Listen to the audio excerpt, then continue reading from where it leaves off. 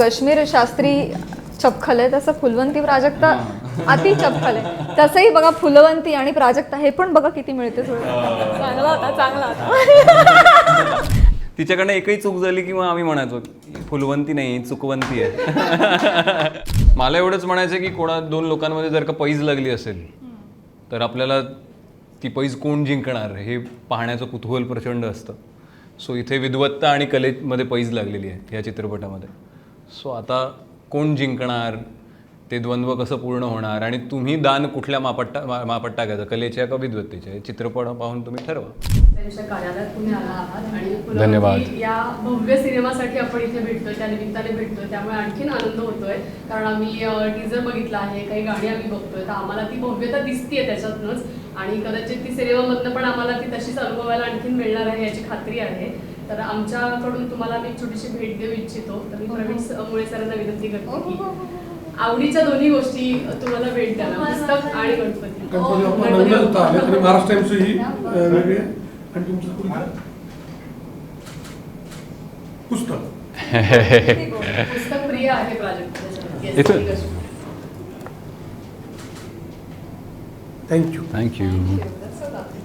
आणि पुस्तक सुद्धा आम्ही विचार करून कोण कलाकारात काय द्यायला पाहिजे विचार करून त्यानुसार पुस्तक देतो. कारण आम्ही सोशल मीडियावर बघत असतो तेव्हा तू जेव्हा येतेस काही लाईव्ह किंवा काही व्हिडिओ करते तुझ्या मागची जी गोष्ट आहे पुस्तकांचा सेटअप तो आम्हाला लगेच लक्षात येतो, त्यामुळे आम्हाला माहिती आहे. येस, मी म्हटलं तसं की फुलवंतीचं टीजर आम्ही बघितलं आहे, बाकीच्या गोष्टी आम्ही बघितल्या. जेव्हा त्याची घोषणा झाली तेव्हा सुद्धा खूप एक्साइटिंग होतो आम्ही प्रेक्षक म्हणून की नेमकं याच्यात काय बघायला मिळणार आहे आणि काय नाही. आणि जेव्हा त्या सिनेमाशी तुझं नाव निर्माती म्हणून जोडलं गेलं तेव्हा आणखीनच छान वाटत होतं. तर तो प्रश्न पहिला तोच आहे की त्याच्याशी निर्माती म्हणून जोडण्याचं काय कारण नेमकं, की तुला या सिनेमाची निर्मिती करायची आहे, यासाठीचं काय थॉट प्रोसेस होती, म्हणजे का करावंसं वाटतं? एक तर नर्तिका म्हणून मला एक तरी भूमिका चित्रपटात साकारायची होती, ज्याच्यात नर्तिका मध्यवर्ती भूमिकेत आहे. चित्रपटात नाचणं होत राहतं पण नर्तिकेवर आधारित सिनेमा होईलच असं नाही. मग कधीतरी कुठल्या एका प्रोड्युसरला वाटणार, मग त्या दिग्दर्शकाला तो अपॉइंट करणार, मग त्या सगळ्यांना मिळून वाटणार की हिला विचारूया वगैरे. मी म्हातारी होईन म्हणलं नाही, हे आपण जनरेट करायला पाहिजे, आपण तशी जुळवणी केली पाहिजे. म्हणून सुरुवात अशी झाली. मी कादंबरी शोधात निघाले, कुठली चांगली कथा मिळते, एका लेखकांना भेटले, खूप मित्रमंडळींना इंडस्ट्रीमध्ये विचारलं. तेव्हा मला दिग्पाल लांजेकरांनी सजेस्ट केलं, ही एक कादंबरी आहे, तू वाच, तुला आवडेल. तर ती वाचली आणि मी प्रेमात पडले त्या कादंबरीच्या. बाबासाहेबांनी इतकी भारी लिहिली आहे की काय सांगू, आपण त्या एरामध्ये जातो. मग हक्क विकत घेणं वगैरे या सगळ्या गोष्टी झाल्या. तेव्हा हा विचार नव्हता की आपणच निर्मिती करूया. पण नंतर मला असं लक्षात आलं की नुसते हक्क घेऊन आपण फायनान्सर्सकडे गेलो आणि त्यांनी ते केलं असं होत नाही. आणि आपण गेलो आणि त्यांनी ते केलं तरी जोपर्यंत आपण हातात घेत नाही पूर्णतः सूत्र तोपर्यंत ते ना एक अलाइंड काही होत नाही, हेवायरच राहतं. नुसतंच आपण जुळवलं आणि त्यांनी छान केलं असं नाही होते, आपल्याला उतरावं लागणार आहे मैदानात. तर सुरुवातीचा काही काळ मग तोच माझी अशी अपेक्षा होती की आपण जुळवणी केल्यानंतर आपण अभिनेत्री म्हणून जगूया, त्यात फार पडूया नको निर्मितीमध्ये. पण ते फसलं. मग मला कळलं आपण उतरायचं ते ऑन फील्ड प्रॉपर आणि मग सेकंड शेड्यूल वगैरे मी प्रॉपर एक्झिक्यूट केलं. म्हणजे काय, मेल्याशिवाय स्वर्ग दिसत नाही तसं आपण स्वतः केल्याशिवाय ते घडणार नाही हे लक्षात आल्यानंतर मी पूर्ण घुसले. मग म्हटलं आता हे आपण करतोय, पूर्णतः करतोय, तर आपण को प्रोड्युसर वगैरे न राहता आपण प्रोड्युसर म्हणून पुढे जाऊया. आणि काय होतं ना, गेली 10 वर्ष इंडस्ट्रीत काम केल्यानंतर उत्तम कथा असते पण चांगली शूट नाही झाली, उत्तम शूट झाली पण कलाकार चांगले नव्हते, सगळं भारी होतं पण नीट एक्झिक्यूट प्रमोशन नाही नीट केलं, पोचलीच नाही कथा लोकांपर्यंत, चित्रपटच नाही पोचलं, सगळं भारी होतं पण रिलीज डेट चुकली. असे कितीतरी फसतात गणित. आणि ॲक्टर म्हणून आपण हतबल असतो, काही करू शकत नाही, कारण ॲक्टर्सच्या हातामध्ये काहीच निर्णय नसतात.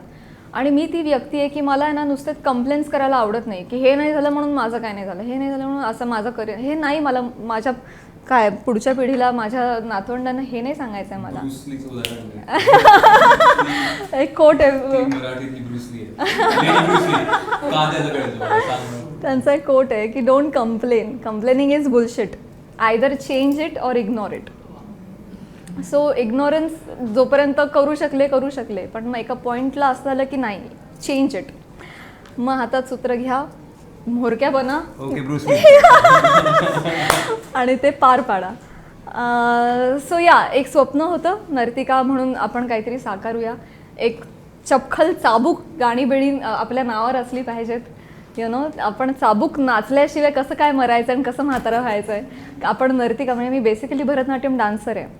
मग त्यात विशारद अलंकार, BA, MA, अरंगेट्रम सगळं झालं ना, तर मग आपलं पण काहीतरी एक कर्तव्य बनतं की आपण इतके वर्ष इंडस्ट्रीत काम करतोय आणि नाचाच्या विभागात आपण काहीच काम नाही केलं.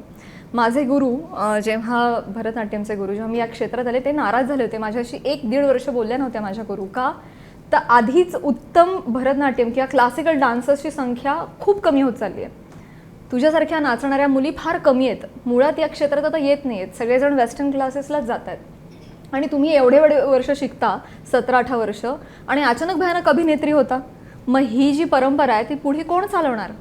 तुम्ही जर असं त्या क्लासिकल डान्सिंगला नाही न्याय दिला तर. सो ते माझ्या मनाला लागून राहिलं होतं की 1.5 वर्ष माझी ताई माझ्याशी बोलली नाही. सो एक माझं पण एक मला असं वाटत राहिलं की आपलं एक कॉन्ट्रीब्युशन असावं towards classical dancing in general. डान्ससाठी आपण नर्तिका आहोत म्हणून. तर हे स्वप्न मी उराशी बाळगलं की आपण भरतनाट्यमच्या प्रांतात काहीतरी करूया. सो या चित्रपटात तुम्ही प्रॉपर एक भरतनाट्यम डान्स, एक काय म्हणा ना, सेमी क्लासिकल झोनचा पण कमर्शियल अस्पेक्ट असलेला असा नाच पाहणारा जो तुम्ही अजूनही पाहिलेला नाही आहे, जो चित्रपटात डिरेक्टली पाहाल. आणि मी ह्या सगळ्या नाचाभोवतीचं जे काय मी बांधलं आहे हे मी असं समजते की मी नटराजाला हे अर्पण करते, माझं पहिलं पुष्प. मी जे काय आत्तापर्यंत नर्तन शिकली आहे. सो नाचांनी मला ट्रिगर केलं हे सगळं करण्यासाठी. रश्मी, तुझी पर्सनॅलिटी, हिरोइझम, तुझे आजवरचे ऐतिहासिक सिनेमांमधले किंवा महानाट्य म्हणून तू मध्यंतरी केलं होतंस, त्याच्यातलं काम, हे सगळं करत असताना तुझ्याकडे येणाऱ्या भूमिका आणि तुला करायचं आहे ते काम, हे कसं समतोल नेमकं राखलं आहेस तू? नाही, जे करावं असं वाटतं तेच करतो. ऐतिहासिक ह्यातल्या भूमिका म्हणजे माझ्याकरता एकच चित्रपट हंबीरराव होता, तोच एक ऐतिहासिक मी केला.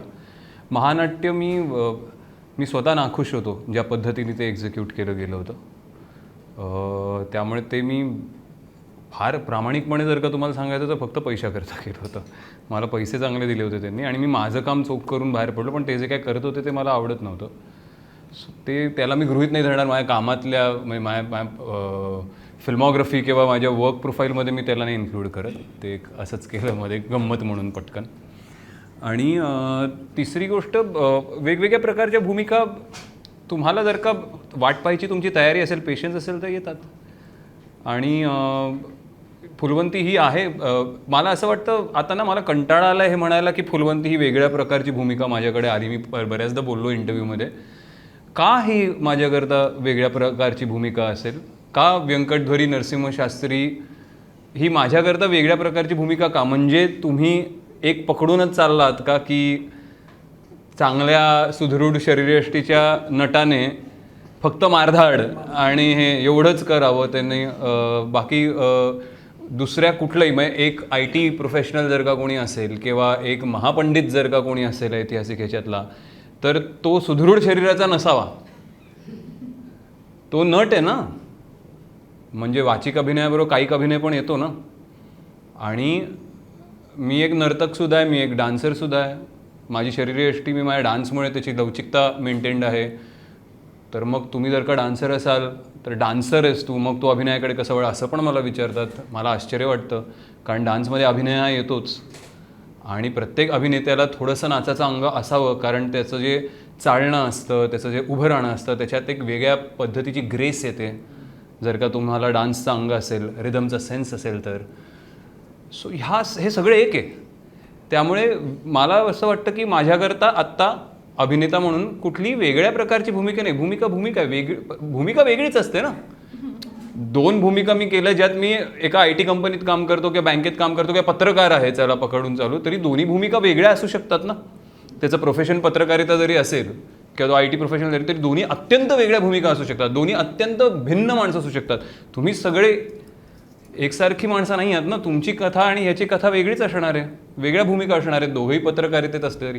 त्यामुळे प्रत्येक भूमिका वेगळीच असते आणि मी प्रत्येक भूमिका करावी अशी माझी इच्छा आहे आणि तुमची असली पाहिजे. आपण ती नको आता त्या चौकटीत बांधायला, असं वाटतं मला. फुलवंतीमधलं काय आकर्षित वाटलं की तू सिनेमा स्वीकारण्याच्या वेळी जेव्हा आलं ही भूमिका तू करावीस, काय नेमकं सर्वात आवडलं तुला? सर्वात मला ते कॅरेक्टर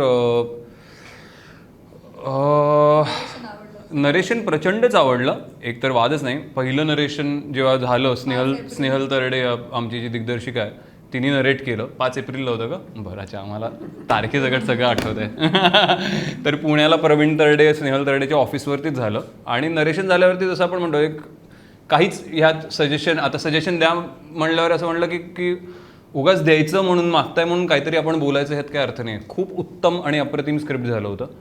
दुसरी गोष्ट, मला शास्त्रींची भूमिका करायची होती कारण ना शास्त्री फार माफक आहे चित्रपटात. मला म्हणजे शास्त्रीची ना तुम्ही वाट बघाल. शास्त्री एकदा येऊन गेला की परत कधी येतो हे वाट बघाल.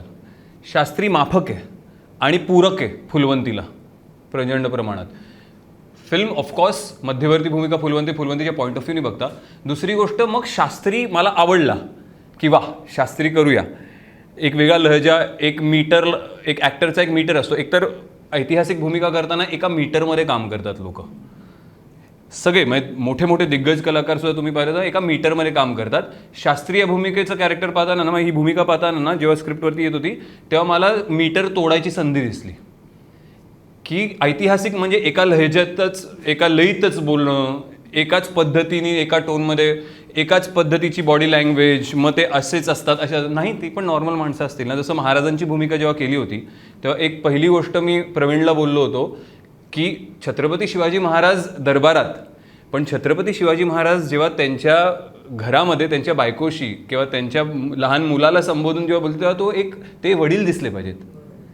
तेव्हा त्यांची बॉडी लँग्वेज तीच जर का कंटिन्यू राहिली तर त्याला, आता हे खूप स्लाईट व्हेरिएशन आहे, हे कोणाला जाणवतात नाही जाणवत माहीत नाही, पण करताना मजा येते. तर तसं व्यंकटधरी नरसिंह शास्त्री मला ते दिसत होतं की तो मीटर तोडून, की तुम्ही एक्सपेक्ट कराल की हा महापंडित, मग तो महापंडितासारखा एक त्याची पद्धत असेल चालायची आहे, तर ते नाही आहे त्याची, पण ती खूप सटल आहे. तो दिसताना नॉर्मल माणूस दिसतो, एक बुद्धिमान महापंडित, पण नॉर्मल माणसासारखा चालतो, नॉर्मल माणसासारखा बोलतो, नॉर्मल माणसाच्या लयीत बोलतो, फक्त भाषा त्या काळातली आहे. आणि तिसरी गोष्ट सगळ्यात जास्त आकर्षित करणारी की एका स्त्रीच्या नजरेतनं तो दिसणार आहे. म्हणजे दिग्दर्शिका आहे या चित्रपटाला, प्रवीणने डिरेक्ट करत आहे, स्नेहल डिरेक्ट करणार आहे. सो हा एक खूप मोठा ॲसेट असतो माहिती आहे का तुम्हाला एका पुरुष कलाकाराकरता, कारण ती त्याला पाहणार आहे, त्यामुळे तो खूप भारी दिसणार आहे, ह्यात काही वाद नाही आहे. तिच्या नजरेतनं ती त्याला चुकूनच देणार नाही कधी. त्यामुळे मला स्नेहलचा खूप आधारही वाटत होता, कारण शास्त्री आणि फुलवंतीची जुगलबंदी आहे. त्यामुळे फुलवंतीच्या नजरेतनं तुम्ही सिनेमा बघताय, पण ती दिग्दर्शिका बघताना तिला शास्त्री जर का नाही आवडला तर घडलं, पण तिला जर का आवडला तो, तर म्हणजे तो सगळ्यांना 100% आवडणार आहे, कारण त्या सगळ्या महिलांना तो आवडलाच पाहिजे ॲट एनी कॉस्ट. सो ती दिग्दर्शिका करते, त्यामुळे माझ्याकरता कुठलंही शॉट झालं काय आलं की मला पहिलं असायचं की स्नेहल कसा वाटला असं व्हायचं. तिला आवडलं म्हणजे मला तर आवडलंच आहे, पण तिला आवडलं म्हणजे 100% हा महिला वर्ग आपला सेफ आहे तिच्या नजरेतनं माहीत नाही. पण म्हणजे तो शास्त्री कसा असला पाहिजे, तर तो करेक्ट असला पाहिजे तो. कारण एक लक्षात घ्या, फुलवंतीच्या पॉईंट ऑफ व्ह्यूने अख्खा सिनेमा आहे, ती मध्यवर्ती म्हणजे the film is Phullwanti. So फुलवंतीच्या नजरेतनंच सगळ्या महिला तो चित्रपट बघणार आहेत किंवा पुरुषही तो चित्रपट तिच्या नजरेतनं पाहणार आहेत. त्यामुळे ती नजर एका बाईनेच डिरेक्ट केली पाहिजे, आणि त्यामुळे शास्त्री खूप सेफ हँड्समध्ये होता with a female director I feel. आणि चित्रपट पाहिल्यानंतर तुम्हाला हे जाणवेल की व्यंकट शास्त्री गश्मीरी शिवाय दुसरा कोणीच असू शकत नव्हता, कोणीच नाही. चपखल म्हणजे असं चपखल कॉम्बिनेशन आहे. प्राजक्ता, मला तुला विचारायचं आहे की निर्मिती करणं हे बऱ्यापैकी रिस्की जॉब आहे. Yes Indeed. खूपच जास्त रिस्की मटका. आणि याच्या आधी अनेक प्रयत्न असे झाले की ऍक्टरनी निर्मितीत पाऊल टाकलंय आणि ते कुठेतरी डळमळीत गेले. तर ही ही भीती कुठे होती का, पहिली गोष्ट.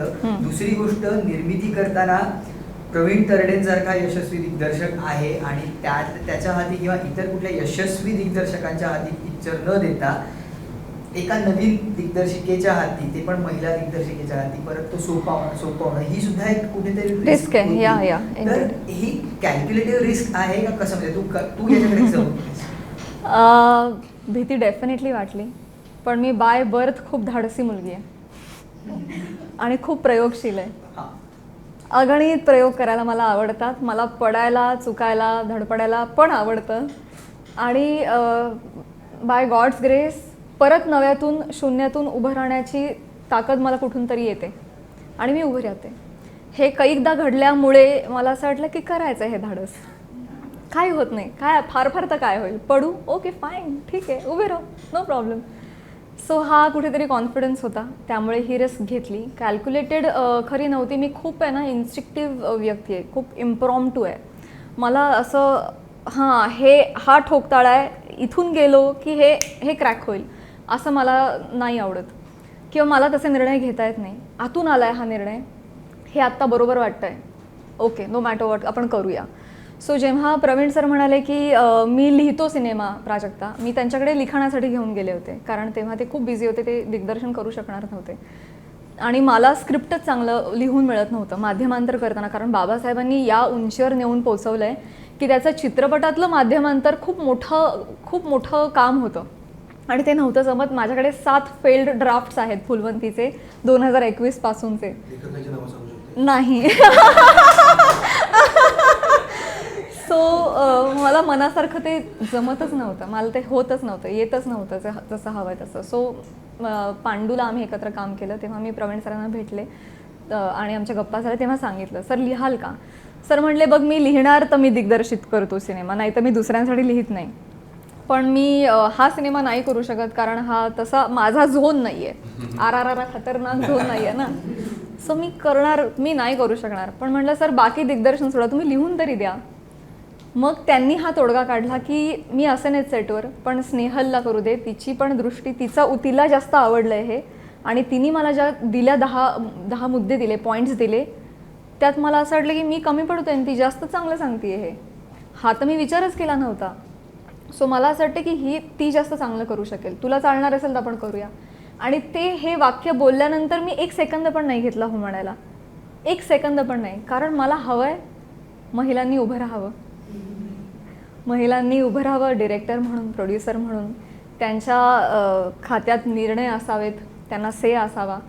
नुसतंच इक्वालिटी द्या आम्हाला हो असं म्हणून काही नाही होत. मागायची का वेळ यावी, आम्ही उभे राहतो, आम्ही आहोत, ऑलरेडी आहोत, हॅलो. ही पोझिशन मला आवडते आणि मी इक्वलीच नेहमी ट्रीट करते स्वतःलाही, नो मॅटर वॉट तुम्ही कोण आहात, मी तुमच्या बरोबरीचीच आहे. हे आपण मनात ठेवलं तरच ते होणार आहे. सो ह्या मानसिकतेमध्ये, म्हणजे हीच माझी मानसिकता असल्यामुळे मला तो निर्णय आवडला, पटला आणि मी तात्काळ स्वीकारला. तेव्हा मला असं वाटलं नाही की ही रिस्क आहे, कारण मला माहिती होतं पूर्ण वेळ प्रवीण सरांचा गायडन्स असणारच आहे.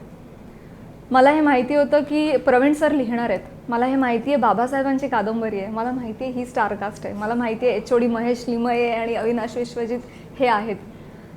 तर मला भीती नाही वाटली, नाही भीती वाटली. म्हणजे पण ते पाय डगमगतो वगैरे असं काहीतरी तू बोललास बहुतेकांचं वगैरे, पण तिच्याबद्दल एक नक्की ॲड करीन, ती अजून पुढे बोलेलच. पण की ती धाडसी आहे, ती इन्स्टिंक्टिव्ह आहे, पण ती गाफील नाही आहे निर्माती म्हणून.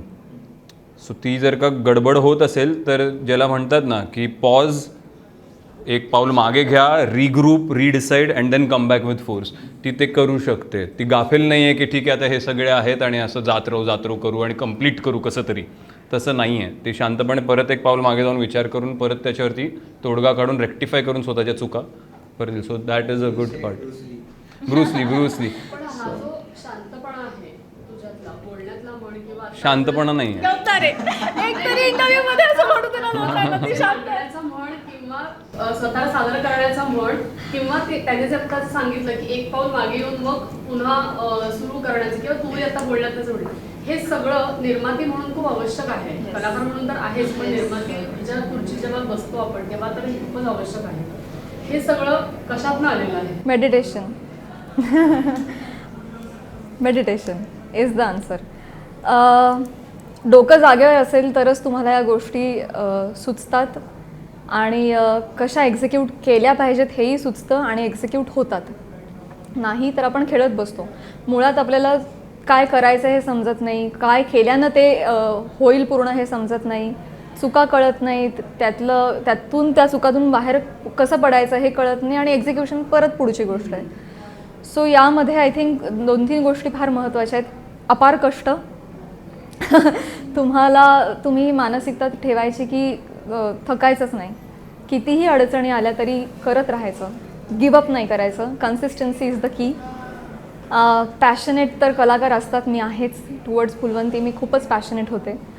ऑल्सो जे बनलं होतं ना फर्स्ट शेड्यूल आमचं, ते इतकं स्टनिंग, म्हणजे सुंदरच झाला अख्खा सिनेमा, पण पहिल्या शेड्यूलनंतर एक छोटासा पॉज आला होता. ते इतकं भारी झालं होतं, त्यातून मला इन्स्पिरेशन मिळत राहिलं की हे थांबलं नाही पाहिजे, हे पुढे गेलं पाहिजे. सो काहीतरी इन्स्पिरेशन पॉईंट्स पण असले पाहिजेत आयुष्यात. काहीतरी स्ट्रॉंग सपोर्ट जो मला माझ्या फॅमिलीचा होता, स्ट्रॉंगेस्ट सपोर्ट. म्हणजे या लेवलला की आपलं राहतं घर विकायला लागलं आणि चित्रपट करायचा जरी झाला पूर्ण तरी देखील करायची तयारी आहे प्राजक्ता. मला माहिती आहे तू करशील तर तू अजून 4 घर विकत घेशील, तू हे कर. हे माझ्या आईचं वाक्य आहे.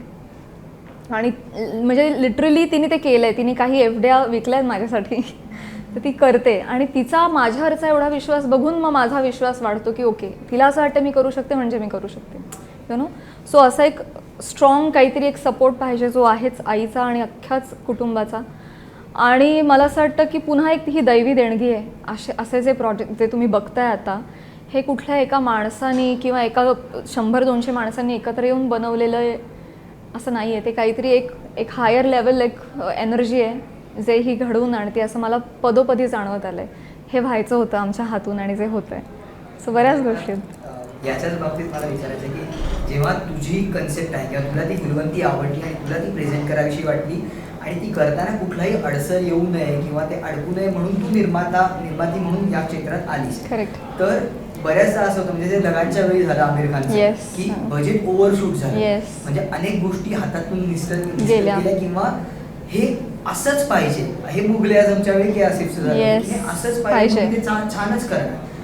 तसं तुझं झालं का? किंवा कुठे बजेटच्या बाबतीत तुझं किती? खूप हे असंच पाहिजे. सगळेजण मला असं वाटतं प्रीमियरच्या दिवशी मला साष्टांग दंडवत घालणार होते. बाई सुटलो तुझ्या जाचातून. हे असंच पाहिजे. हो. म्हणजे मी प्रवीण सरांशी सुद्धा भांडले की हा सीन जो आहे का, आता काही गोष्टी आहेत की ज्या कादंबरीमध्ये आहेत पण माध्यमांतर करताना सरांना असं वाटलं की हे चित्रपटात नसावं.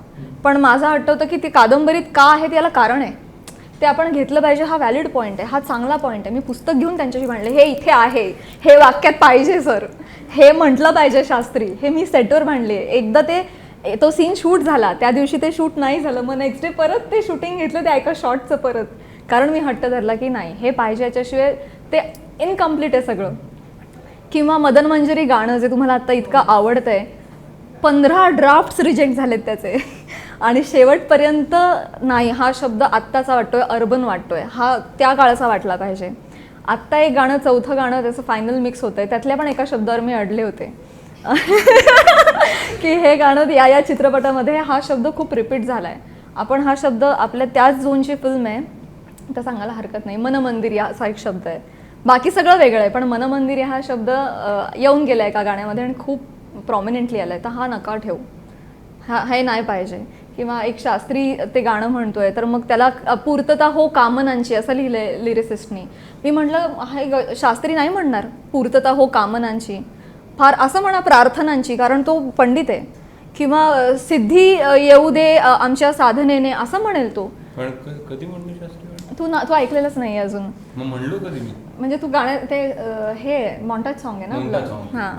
सो कालपर्यंत मी त्याच्यावर हां, कालपर्यंत मी भांडत होते याच्यावर, कालपर्यंत मंदार चोळकर आणि अविनाश विश्वजित दादांशी.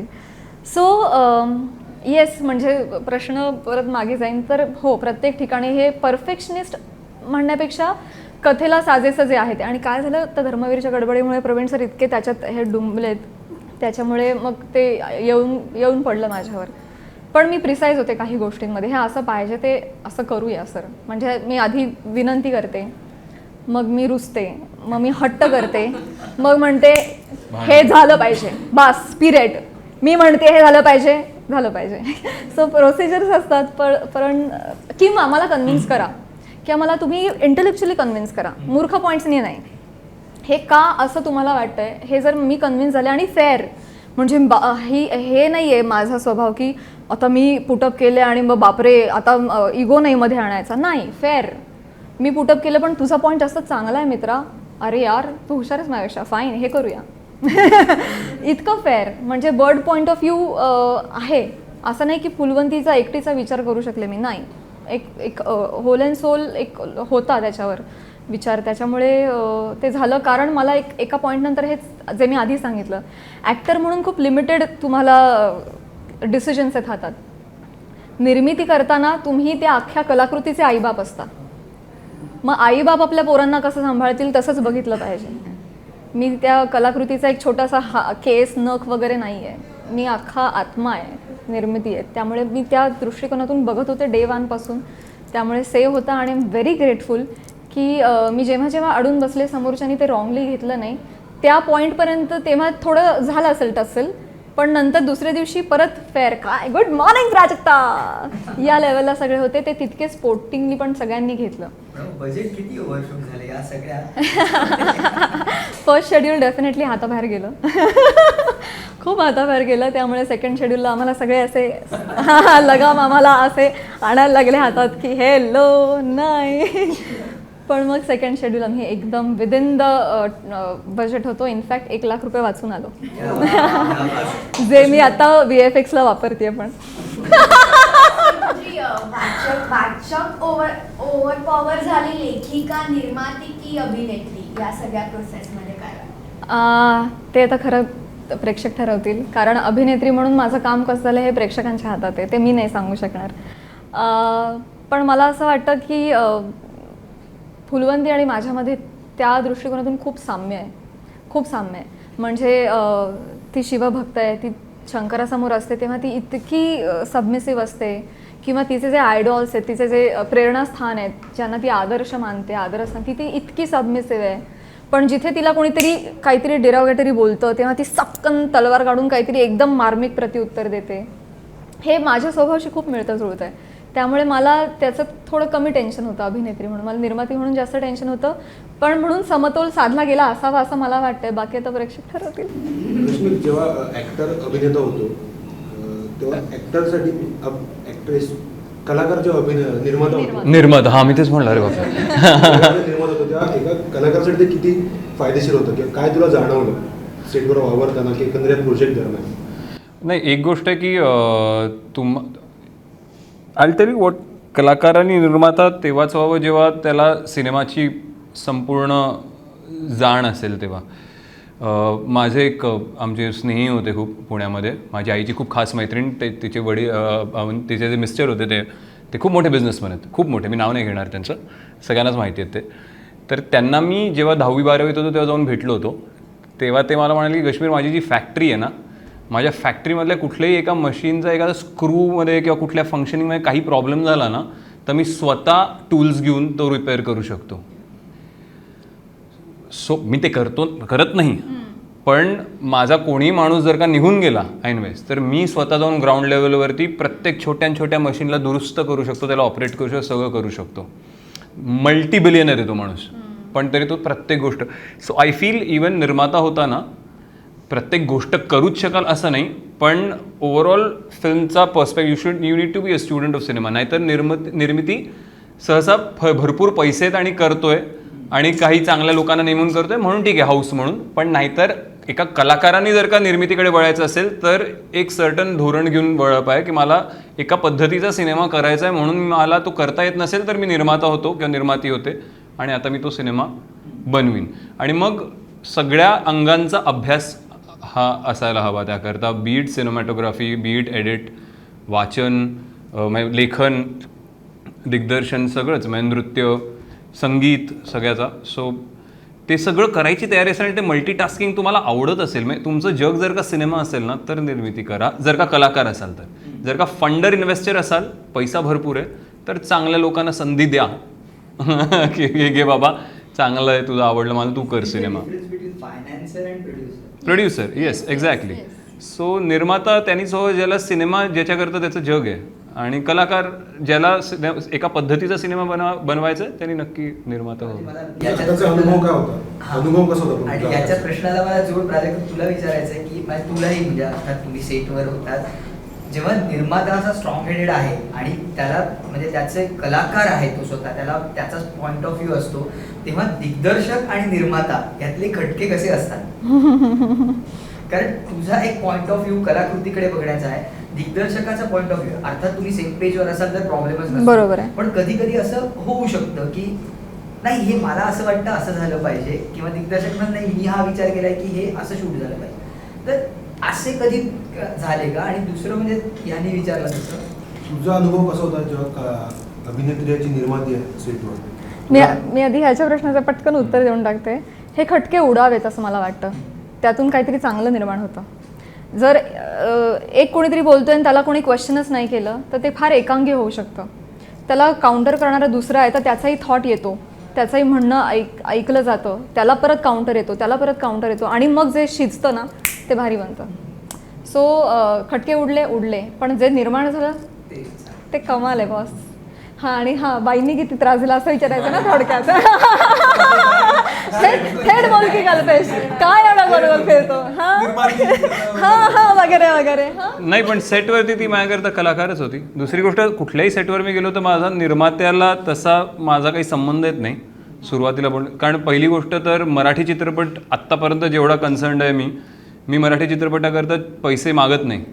पैसे मागतोय मग मी सांगतो की माझे एवढे पैसे आहेत, ते चित्रपटात घाला, चित्रपट पूर्ण बनवा जसा हवा आहे तसा मनासारखा, त्यानंतर उरले तर जेवढे केवढे उरतील ते मला द्या, माझी फी जर का उरली तर, नाही तर कमवल्या जर का पिक्चरनी तर द्या. मी चित्रपटाकरता एक अमाऊंट कोट करून कधीच बसत नाही की मला एवढं हे द्या तेवढं हे द्या वगैरे वगैरे. त्याकरता मी हिंदी वेबमध्ये काम करतो किंवा हिंदी रियालिटी टी व्हीमध्ये करतो, त्यातनं मी ते इकडे बॅलन्स आउट करतो. कारण मराठी सिनेमाला आत्ता अशा पद्धतीने काम करायची गरज आहे जर का पुढच्या 4-5 वर्षात आपल्याला एका टप्प्यावर नेऊन सोडायचं असेल तर. त्यामुळे मी मागत नाही तसे पैसे. सांगतो बाबा माझी फी एवढी आहे, प्लीज छातीचे ठोके तुझे वाढायला नको, पण ही अपेक्षित नाही आहे की तू द्यावीस मला, बनव पूर्ण चित्रपट आणि जेवढे केवढे उरतील तेवढे दे. मी अगदी, मला पण स्क्रिप्ट आवडली पाहिजे. सो त्यामुळे मग मी सेटवर गेल्यावरती निर्माता माझ्याशी कसा आहे काय नाही, जेव्हा मीच निर्मात्याच्या आधी सेटवर युज्युअली पोचतो कुठल्याही फिल्मच्या. आणि ह्याच्यात काय मी काय निर्माता कमी आहे कमी जास्त असं नाही, पण माझी सवयच आहे ती, मी सगळ्यात पहिला पोचतो सेटवरती. इव्हन हिंदी वेब शोज वगैरे करतो तेव्हा असं मी सगळ्यात पहिला पोचतो आणि पहिली स्क्रिप्ट घेऊन हातात बसलेलो असतो माझा. आणि मी कोणाला म्हणत पण नाही तुम्ही वेळेत या, तुम्हाला जेव्हा यायचं तेव्हा या, माझे 12 तास 14 तास तुमच्याकडे, हे एवढे दिवस तुमच्याकडे, त्यात मी येऊन माझं काम करून जाणार आहे. दुसरी गोष्ट, खटके वगैरे तुम्ही जे बोलताय ना, मला असं वाटतं ती जे बोलली ते करेक्ट आहे, खटके उडावे. फक्त माझं एवढंच एक प्रामाणिक मत आहे की जे काही खटके उडवायचे असतील ना ते प्लीज सेटवर येऊन उडवू नका. त्याकरता आधी रीडिंग्स करा, तालमी करा आणि तिकडे उडून जाऊ दे खटके. कारण एकदा सेटवरती येऊन तुमचे जेव्हा खटके उडतात ना तेव्हा ती जी अर्धा तास पाऊण तास त्या खटक्यांमध्ये जातो ना, त्याच्यामध्ये माझ्या प्रोड्युसरचा पैसा वाया चाललाय. त्यामुळे मला जर का एखादी गोष्ट सेटवर गेल्यावर पटली नाही तर मी एकदा बोलीन, त्यानंतर मी बोलणं सोडून देतो आणि मी त्यानंतर मॅनेज करून घेऊन येतो. कारण मला ते पचनीच पडत नाही की आपण 1 तास चर्चा करतोय आणि 12 तासाच्या शेड्यूलमधला 1 तास गेला चर्चेत. 5-6 लाख रुपये त्या दिवसाचा खर्च आहे ना, नाही होऊ शकत. आणि मी फी घेत नाहीये परत, म्हणजे तुमचे पैसे उरले तर तुम्ही मला देणार आहे. त्यात आपण इकडे 1-2 तास वाया घालवतोय मूर्खासारखे. ही चर्चा आधी केली पाहिजे होती. आधी का वाचन आपण नाही करत? मग वाचनं आधी केली पाहिजेत ना. पण द प्रॉब्लेम आता, the biggest problem that Marathi industry, apart from I feel the only person I respect for that is आपला नाचगं घुमाचे director Paresh Mokashi. He rehearses I heard. वाचनं होतात महिनाभर.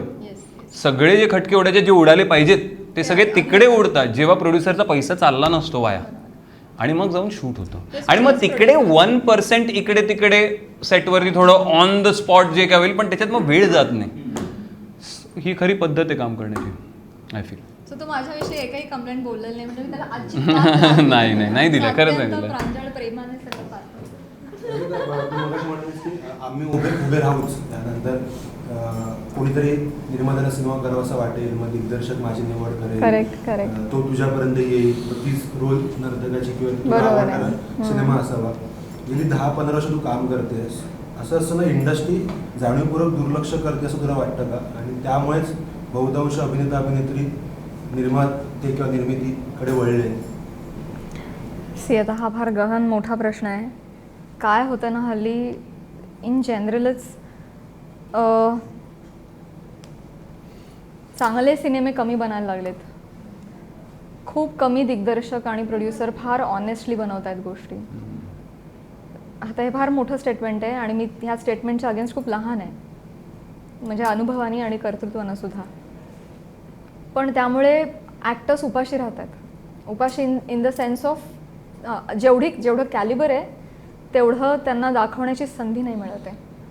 तसं आता कंपॅरिझन नाही करायला पाहिजे, परंतु साऊथमध्ये खूप चांगलं काम होतं आहे. खूप वेगवेगळ्या स्क्रिप्ट्स खूप ताकदीनं मांडल्या जात आहेत. एक्झिक्युशनच्या बाबतीतही, प्रमोशनच्या बाबतीतही, सगळ्या अंगाने. म्युझिक, एडिटिंग काय करतात ते सगळं टेक्निकली तर ते इतके स्ट्रॉंग आहेत. परत एकदा कंपॅरिझन नाही. आपला अजूनही मराठी प्रेक्षक जो आहे तो कथेलाच प्राधान्य देतो आणि आपली टेस्ट वेगळी आहे, त्यांची टेस्ट वेगळी आहे. पण तिथे कलाकारांच्या कॅलिबरला खूप संधी मिळते. आता मराठीमध्ये ती संधी मिळणं कुठेतरी कमी झालं आहे. त्यामुळे कॅलिबर असलेले कलाकार उपाशी राहत आहेत in terms of acting skills. म्हणून हे चालू झालं आहे असं मला वाटतं आहे. आता मी सुद्धा माझ्या सिनियर्सकडे बघते की बघ, हिरकणी म्हणा, चंद्रमुखी म्हणा, हे सोनाली, अमृता ह्यांनी उभे केलेले प्रोजेक्ट्स आहेत. ते असेच झाले नाहीत. त्यांनी खूप कष्ट लावले की तारा राणी परत एकदा सोनालीचा येतो, ती किती मेहनत घेते मला माहिती आहे. पण पुन्हा एकदा तेच, माझं पण पहिल्या शेड्यूलपर्यंत तसं झालं की नुसतं उभं करून लोकांवर सोडलं तर होत नाही, तुम्हाला ऑनफिल्ड उतरावं लागतं. म्हणूनच ती धुरा मी नंतर सांभाळली. तर हे थोडं होतं आहे, हा थोडा गॅप आहे, थोडा खड्डा आहे. आपण प्रांजळपणे तो मान्य करूया आणि मग उत्तम सिनेमा, उत्तम बजेटमध्ये, उत्तम एक्झिक्युशनमध्ये, फायनान्सच्या बाबतीत कुठलाही घोळ न करता, कुणाला खड्ड्यात न घालता, न कापता, कोणाची मान न कापता, आपल्या चित्रपटाशी आणि प्रोजेक्टशी प्रामाणिक राहून अत्यंत प्रांजळपणे, प्रामाणिकपणे एक्झिक्यूट करून उरला तर पैसा परत द्यावा, ही भावना इतकी कमी झाली आता. तर त्या पद्धतीने आपण करण्याची आता गरज निर्माण झाली आहे. खूप जणांना, फायनान्सर्सना ह्यातल्या गोष्टी माहिती नव्हत्या. आत्ता मी इतकी वर्ष काम करून सुद्धा मला कितीतरी फॅक्टर्स नव्याने कळत आहेत. कारण ॲक्टर म्हणून आपण बऱ्याच फॅक्टर्समध्ये कधी इन्व्हॉल्वच होत नाही. ते कळल्यानंतर कळतं की बापरे, इथे किती गंडवतात लोक आणि लोकांना कळणंच शक्य नाही हे गंडवणं असं आहे. मी फ्रस्ट्रेट होते कधी हे बघून की मलाही फसवण्याचा प्रयत्न करतात लोक अजूनही. मग मला अभ्यास करायला लागतो मग रात्र बसून, ह्याचं गणित हे, ह्याचं गणित हे.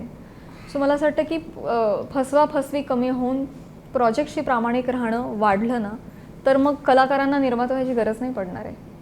ते होत नाही आहे म्हणून सगळेजण आता या फंद्यात पडत आहेत. खरं तर कलाकाराची मानसिकता नाही की तुम्ही गणितांवर काम करा. सगळ्यात कमी मार्क मला गणितात असायचे, सगळ्यात जास्त मार्क्स मला भाषेत आणि इतिहासात असायचे. पण आता आन पडी हे भैया, त्याच्यामुळे मी शिकते आणि मग ते माझा स्वभाव नसताना पण करते आणि इतरही लोक बहुतेक तेच करतात आणि ह्याच गरजेतून करतात की नाही, आपल्याला समोरून नाही येते तर निर्माण करा. किंवा हिंदीमध्ये Kashmir is a very lucky person, त्यांनी खूप चांगलं काम केलं. पण हिंदी सर्कल पण क्रॅक करणं आणि चांगल्या भूमिका करणं, छोट्या भूमिका येतात पण त्या मला नाही कराव्याशा वाटत. की मोठी सिरीज त्यातली दुय्यम भूमिका नको करूया, मग पेक्षा मग हास्यजत्रा होस्ट करूया, छान चाललंय आपलं. सो ते तशा पद्धतीनं क्रॅक नाही होते. मराठीतून इतकं चांगलं कन्स्ट्रक्टिव्ह बनतच नाही आहे. आणि जर बनलं, जे काय बनत आहेत तिथे नेमके आपण नाही आहोत, तिथे आपण कन्सिडर नाही केलं गेलो, वेरियस रिझन्स असतील, त्यांचा एक गट असेल, त्यांचे चॉईसेस असतील, प्रायोरिटीज असतील, जे काय असेल ते आपण त्याच्यात नाही पडलेलं बरं, तर मग निर्माण करा. असं काहीतरी होत असावं, जे माझं पण कुठे काही अंशी झालं. अर्थात माझी गरज पहिली नर्तिकेशी निगडीत होती मोठी, त्यांनी मला सगळ्यात जास्त ट्रिगर केलं आहे. पण ह्या दुय्यम छोट्या लहान बाजू होत्याच की मी कुठं सबकॉन्शियसली मी नाही म्हणू शकत. तर फायनान्सशी प्रामाणिक राहणं आत्ता मराठी इंडस्ट्रीची सगळ्यात मोठी गरज आहे. तिथे खूपच, म्हणजे सगळ्याच क्षेत्रांमध्ये, सगळ्याच इंडस्ट्रीजमध्ये होत असेल, पण आपली कमी व्हायला पाहिजे. तर आपण चांगल्या पद्धतीनं रिकवर पण करू. अनेक फॅक्टर्स आहेत आणि त्याला की मराठी सिनेमा खरं डिजिटल कॉस्ट पण सगळ्यात जास्त भरतो. हिंदी आणि मराठीलाच फक्त डिजिटल कॉस्ट लागते जी की 40-50 लाखांची असते. साऊथ इंडस्ट्री आणि हॉलिवूड फिल्म्स डिजिटल कॉस्टच भरत नाहीत. त्या सगळ्या निर्मात्यांनी एकत्र ते लॉबी केली, एकत्र उभे राहिले आणि त्यांनी सांगितलं आम्ही भरणार नाही कॉस्ट, आणि तिकडच्या सरकारने मान्य केलं आहे ते. स्टेट गव्हर्नमेंटला जाते सेंट्रल गव्हर्नमेंटला जाते? ती कोणाला जाते ते बघायला पाहिजे, परंतु ते डिजिटल कॉस्ट आहे. पण ते भरत नाहीत एवढं नक्की. आपण 40-50 लाख रुपये डिजिटल कॉस्ट, पण ती त्याच्या पुढे कोणाला जाते सर, म्हणजे त्याच्या पुढे थिएटर्सला इन्कम येते डिजिटल कॉस्ट.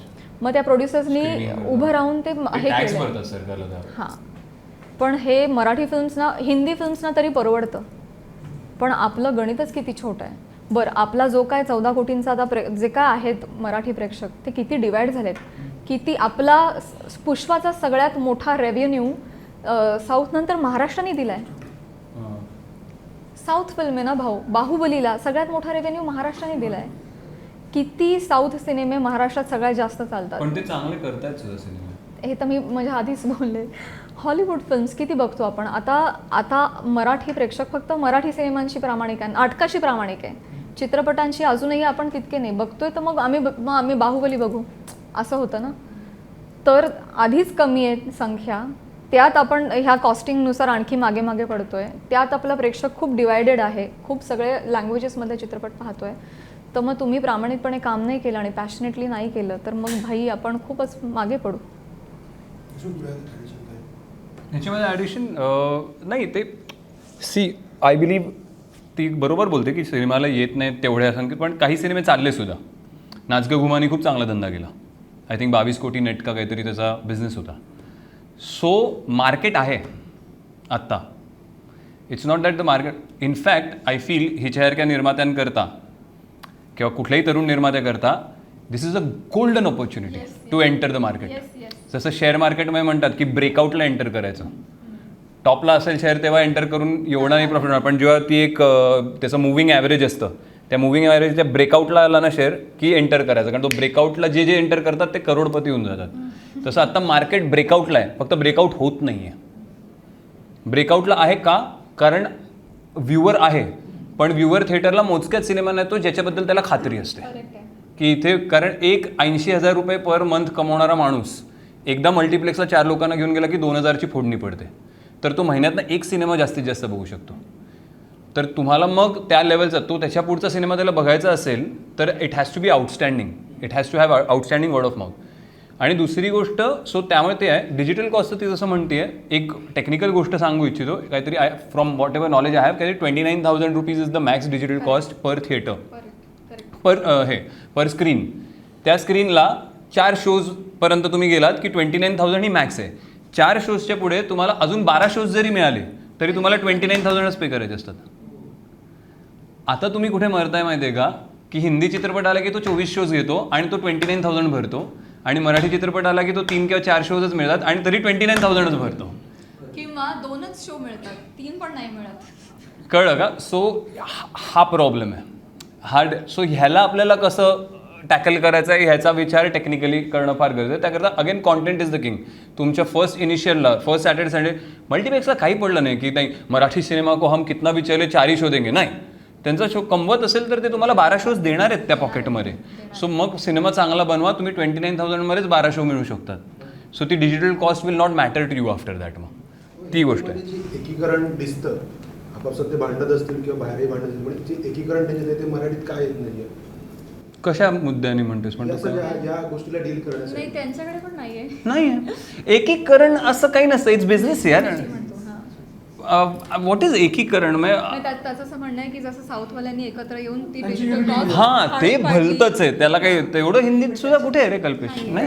म्हणजे साऊथ मध्ये लँग्वेजचा आग्रह हा जो भाग आहे, अट्टहास म्हणूया आपण वाटल्यास, तो आपल्याकडे मराठीत किंवा हिंदीतही तो कमी पडतो, थोडा कमी पडतो. हो, खूप. म्हणजे आय हर्ड की रश्मिका मंदानाला बॉयकॉट केलं होतं साऊथ इंडस्ट्रीनी, कारण ती हिंदीमध्ये काम करायला लागली. मग इट वॉज विजय देवरकोंडार हू टूक charge and requested every producer and actor producer की असं करू नका आणि तिला घ्या परत. म्हणजे त्यांचं इतकी घष्टन, म्हणजे या लेवलला घष्टन आहे की तुम्ही हिंदी सिनेमे करा पण जे साऊथमध्ये लँग्वेजमध्ये पण बनतायत, फक्त हिंदीवाला नाही करायचा. सो ते म्हणजे प्रायमरी लँग्वेज साऊथ असली पाहिजे, त्याला नंतर हिंदीत तुम्ही करा डब, आणि जसं बाहुबली करतात, पुष्पा करतात तसं, पण primary has to be south. Correct. So त्यांचं म्हणजे वेगळ्या लेवलला हे आहे. मग अशा वेळी महाराष्ट्र हा म्हणजे साऊथ आणि नॉर्थच्या बरोबर मध्ये असलेला प्रदेश Region. आपला, तो बहुभाषिक असल्याचा आपल्याला या दृष्टीने फटका बसतो का? थोड्याफार प्रमाणात आहे, नक्कीच आहे. पण अजूनही मी सांगतो, अजूनही ओपन मार्केट आहे. तुम्ही सातत्याने चांगले सिनेमे, काय होतं ना, दर 6 महिन्यात एक पिक्चर 25 कोटी कमवतोय आणि त्यानंतर 6 महिने काहीच नाही, असं नाही चालणार. दर महिन्याला तुम्हाला 2 चित्रपट पाहिजे, ज्यांनी एक साधारणतः 10 ते 20 कोटीच्या रेंजमध्ये धंदा केला आहे, तर मग हे आपण ऑब्झर्व पण करायला लागू शकतो.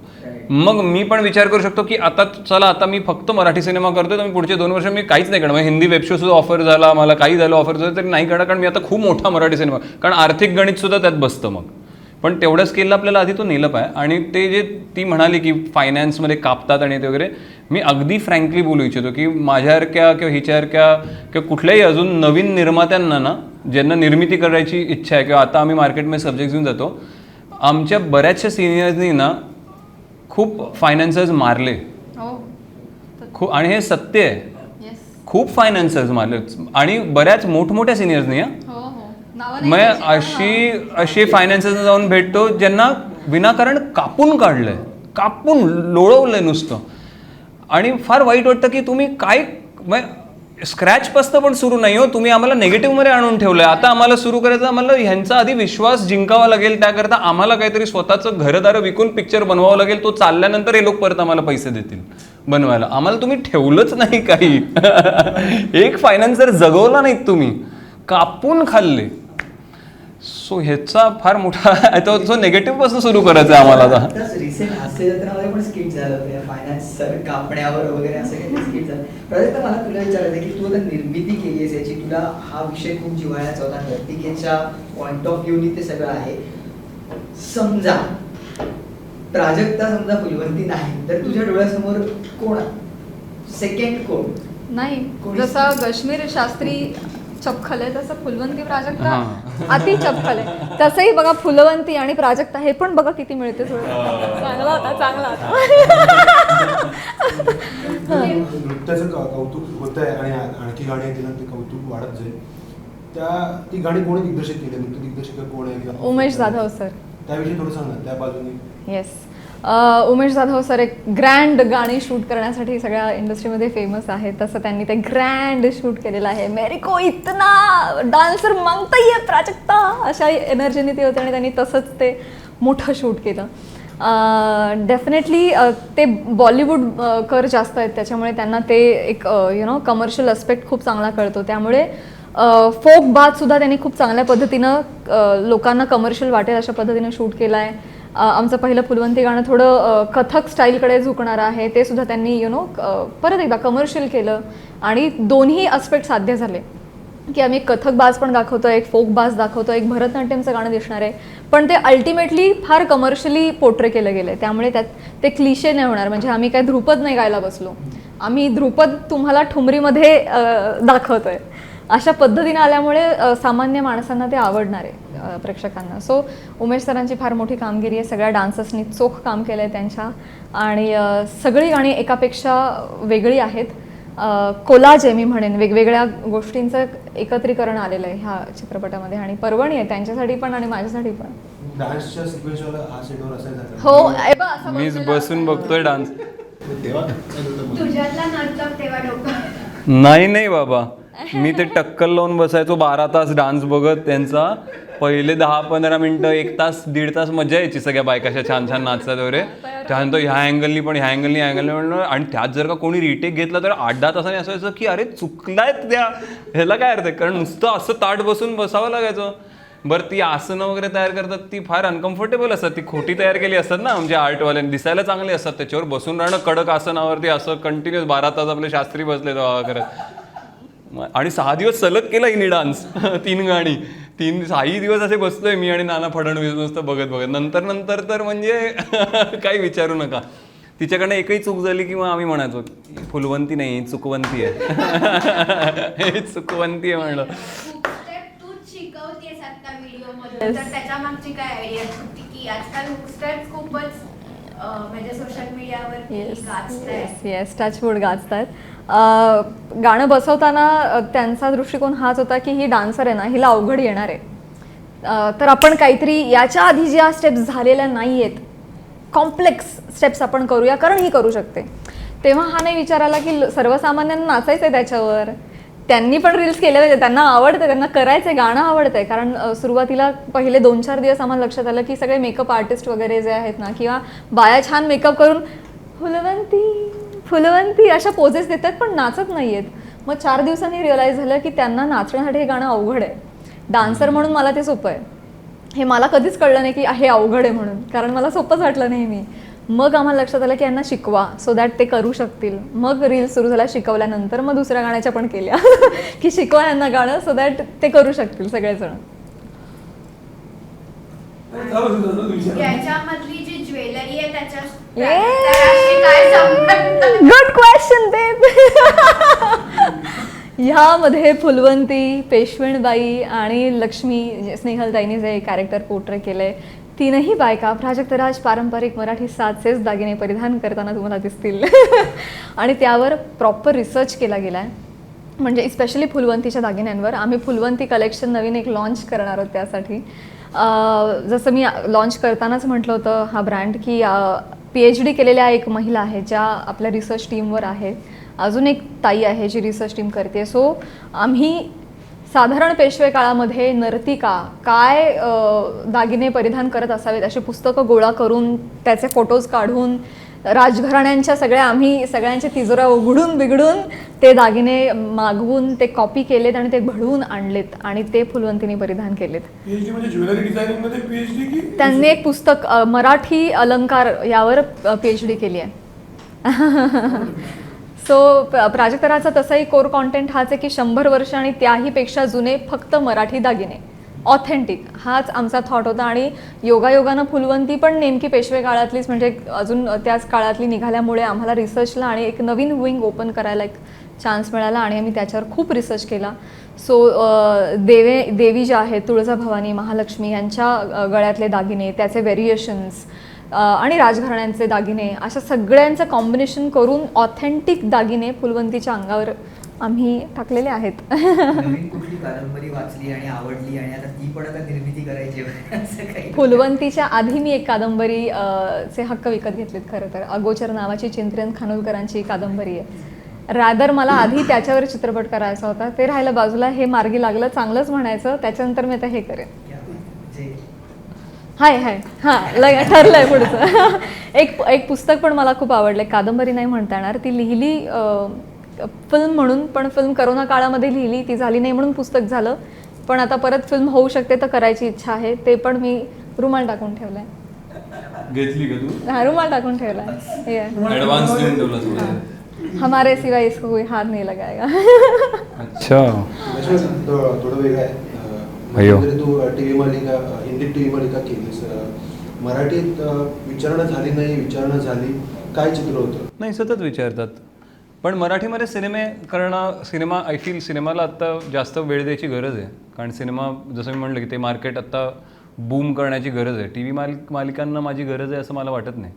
I feel I should invest all my expertise and what ever I am learning every day, ते सगळं मी माझं इन्व्हेस्टमेंट आत्ता मराठी सिनेमाकरता केलं पाहिजे. कारण तो तिकडे पोचू शकतो. मला असं वाटतं मराठी सिनेमाचं पोटेन्शियल आणि त्याचं जे कल्चरल फॅब्रिक आहे आपलं, ते मल्याळम सिनेमाशी खूप मिळतं. तामिळ तेलुगू नाही, पण मल्याळम सिनेमे जे असतात ना, टोविनो थॉमसचे, फाद फासलचे, सो हे सगळे आहेत, ते त्याच्याशी खूप आपलं हे मॅच होतं फॅब्रिक. सो त्या लेवलला आपण, आणि ते पण 100 कोटीचे धंदे करतात आता. बरं, आपण म्हणतो फक्त महाराष्ट्र स्टेट आपलं, तर त्यांचंही फक्त केरला स्टेट आहे. पण ते एका स्टेटमधनं जर का 100 कोटी काढू शकतात तर आपणही काढू शकतो. आणि सातत्याने काढतात ना, 10 वर्षातनं सैराट येतो तसं नाही, किंवा बाई पण असं नाही, सारखे काढतात सातत्याने. सो ते जर का न्यायचं असेल तर मग, आणि मालिका हिंदी मी काय एकच केली फक्त 1 वर्षाकरता, ते पण लॉकडाऊनच्या काळात मला पैशाची चणचण सुरू झाली त्यामुळे मी केली. आणि त्याचं बजेट, आणि ती जसं मी म्हटलं की ती मी केल्यामुळे माझ्याकडे इतपत पैसे येतात की मी मराठी सिनेमाचं म्हणू शकतो तुम्ही घाला सिनेमात, नका देऊ मला, पण आपण हा बनवूया असं. पण मी मराठी मालिका करत ते नाही करू शकणार. त्याच्या बजेटचा काही कंपॅरिझन नाही, म्हणजे 10 पटमध्ये फरक आहे. त्यामुळे ते मी पैशाकरता म्हणून करतो. आता करतोच आहे म्हणून छान करतो ही गोष्ट वेगळी पण पैसा हा तिकडे मेन मुद्दा असतो. कारण म्हणजे मला वेळ भरपूर पैशाकडे न लक्ष देता आत्ता मराठी सिनेमाला देता येईल म्हणून. मराठी मालिका वर्षभर करण्यात पॉईंटच नाही. मालिका हा माझा प्रांतच नाही आहे मुळात. तू आता जे खुलेपणाने बोललास किंवा आर्थिक गोष्ट तू समजून सांगितली आम्हाला, असं अनेकदा कलाकार करत नाहीत. काही गोष्टी ते झाकून ठेवतात किंवा गुढी गुढी अनेकदा बोललं जातं. म्हणजे आता हे तुझी आम्हाला समजवलं. हां, पैशाचे गणित, हो, आर्थिक गणित ती स्वीकारावी लागेल आणि ती खुलेपणाने तू स्वतः ऍक्सेप्टही केली आणि सांगितली. हां, हे अनेक कलाकार करत नाहीत जाणीवपूर्वक, आणि ते आम्हाला समोरही कळतं की हा आता खोटं बोलतोय, बोलायचं म्हणून हा बोलतोय. हा जो तुझा खुलेपणा आहे हा नेमका कसा आहे कळत नाही मला खूप. ते बाय डिफॉल्ट पण तुला असं वाटतं खुलेपणा कधी कधी मारक करू शकतो असं तुला मारक खूप आवडला तुझा तो खुलेपणा. हो, मला असं वाटतं मारक हे जे तुम्ही बोलता हे माझी आई सतत मला बोलते मी बोलत राहिली. पण I feel that is my personality. मी जे काही यापुढे करीन पुढचे 20 वर्ष माझ्या आयुष्यात किंवा या क्षेत्रामध्ये, मी जर का ही पर्सनॅलिटीशी खोटेपणा केला तर मी जे काही करेन त्यातही तो खोटेपणा दिसणार आहे. तो खरेपणा मग तुम्हाला माझ्या अभिनयातही नाही दिसणार आहे. मी काही निर्माण केलं, निर्मिती केली तर त्याच्यातही नाही दिसणार आहे. काही दिग्दर्शित केलं, काही लिहिलं तर त्याच्यातही नाही दिसणार आहे. तर ती एक कोर ट्रेट पर्सनॅलिटी ती मारण्यात काय पॉईंट. बरं, मी जे काही बोलतो खुलेपणाने, मी कोणाला काही दुसऱ्याचं नुकसान होईल असं नाही बोलत. दुसरा जरी चुकीचा वाटला तरी मी नावं घेऊन हा असं करतो, तो तसं करतो हे नाही करत. सो मग ठीक आहे ना, माझी मतं ती खरी आहेत आणि ते तसं असलं पाहिजे आय फील. तुझा निर्मिती उतरण्याचा विचार. हो, 2025 जानेवारी. मी माझा पुढचा चित्रपट जानेवारी 2025ला ऑन फ्लोर नेणार आहे. ऑन फ्लोर येणार. माझी स्क्रिप्ट पण तयार आहे, माझं सेकंड ड्राफ्ट लागते, माझं सगळं रेडी आहे. आपण डिसेंबरच्या शेवटच्या आठवड्यात फोन केला तुम्हाला. नक्कीच 100%. काही माणसं म्हणतात की देतो मी ब्रेकिंग, पण लगेच मला दिसतं. पण तुम्ही प्राजक्ताला आता एक असं विचारायचं की ते सिनेमा येतोय, पुढच्या काळात इलेक्शन, विधानसभा सगळं सुरू आहे. नेहमी सर्कलमध्ये आणि सगळ्यांची चर्चा होत असते. प्राजक्ताला आम्ही शिवतीर्थावर पाहिलं होतं, प्राजक्ताला आम्ही RSSच्या प्लॅटफॉर्मवर पाहिलं होतं. प्राजक्ताला विचारलाही गेला असेल तिचा प्रश्न की राजकारणात येण्याचा आणि तो आता महिलांविषयी मगाशी जे सगळं त्याच्यावर आता सगळं राजकारण चालू आहे. लाडकी बहीण असो किंवा सगळं त्या दिशेने चालू राजकारण वाटतं. राजकारणात मला वाटतं, डेफिनेटली वाटतं. म्हणजे ह्यासाठी नाही वाटत की राजकारण म्हणजे पैसा कमवणं आणि ह्या. सेवा करायला या. तुमच्या हातामध्ये निर्णय आहेत. तुमच्या घरी सकाळी येणाऱ्या दुधापासून ते घरात काय भाजी बनते पासून, सिलेंडरपासून सगळ्या गोष्टी राजकारण्याच्या हातात आहेत. ते तुमचं आयुष्य लिटरली गाईड करतायत. म्हणजे त्यांच्या हातात सगळी सूत्र आहेत. आणि तिथे जर घोळ आहे, आपल्याला ते पटत नाही आहे, तर मग आपण त्या गाळात उतरा, ती साफ करायला मदत करा. समाजसेवा म्हणून माझ्यात खूप मोठी समाजसेविका पण आहे तर त्यासाठी मला असं वाटतं की आपण त्यात उतरून आपण काहीतरी कॉन्ट्रीब्यूट केलं पाहिजे. पण डेफिनेटली मी हे समजते की आत्ता हे माझं वय नाही, त्यातली मला तेवढी माहिती नाही, तेवढा अभ्यास नाही, तेवढं सगळं मला झेपणारच नाही, तो खेऑस. त्यासाठी फारच तुम्ही खूप वेगळ्या लेवलला तुम्ही स्ट्रॉंग असावं लागतं, खूपच.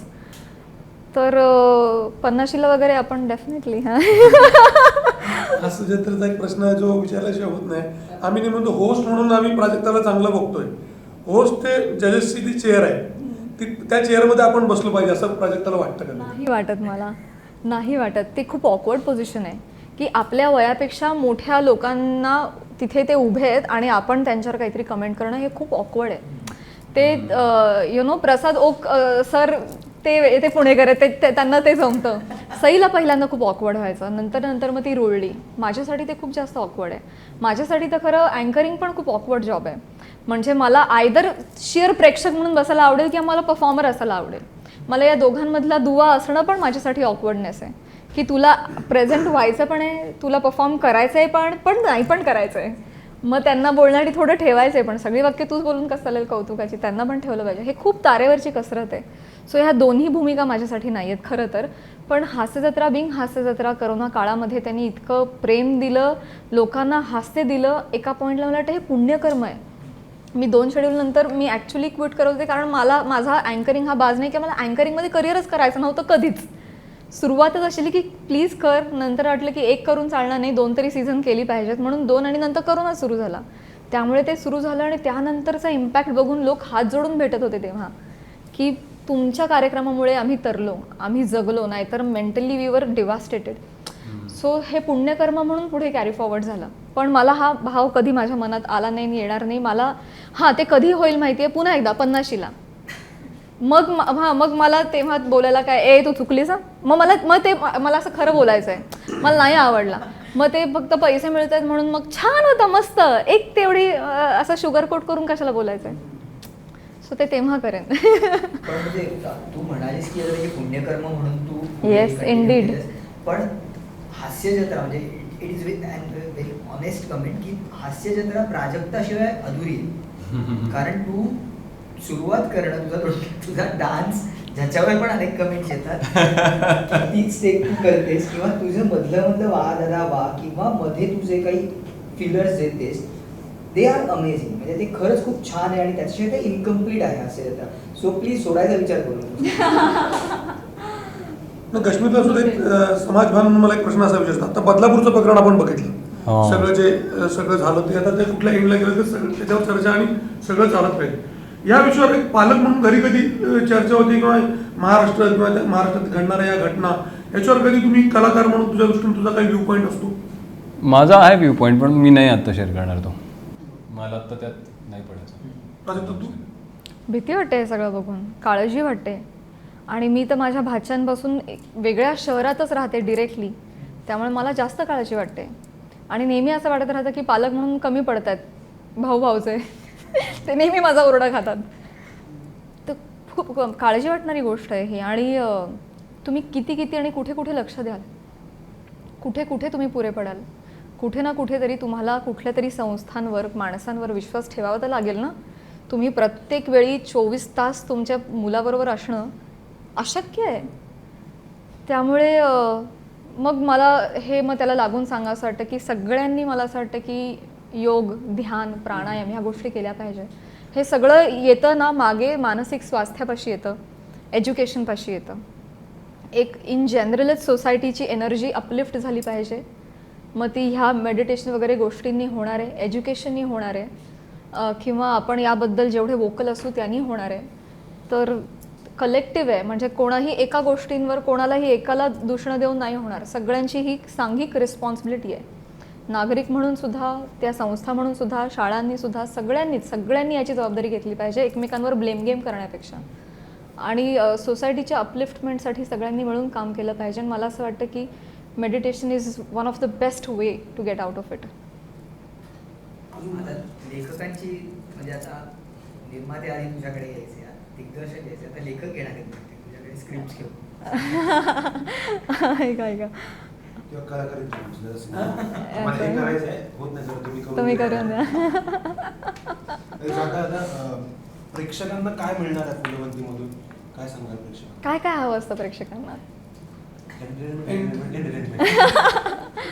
नाही, मला असं वाटतं की मराठी प्रेक्षक अतिशय हुशार आहे, अतिशय चोखंदळ आहे. अनलेस अँड अंटिल त्यांना वाटत नाही ना ह्याच्यात काय दम आहे, ते घरातून बाहेरच पडत नाहीत. सो मला नेहमी वाटत आलं आहे की मराठी सिनेमाचा हिरो कथा आहे, ते त्यात जर दम आहे तर मग तुमच्या फिल्ममध्ये दम आहे. सो निवडतानाच मी बाबासाहेब पुरंदरेंच्या कथेची निवड केली आहे.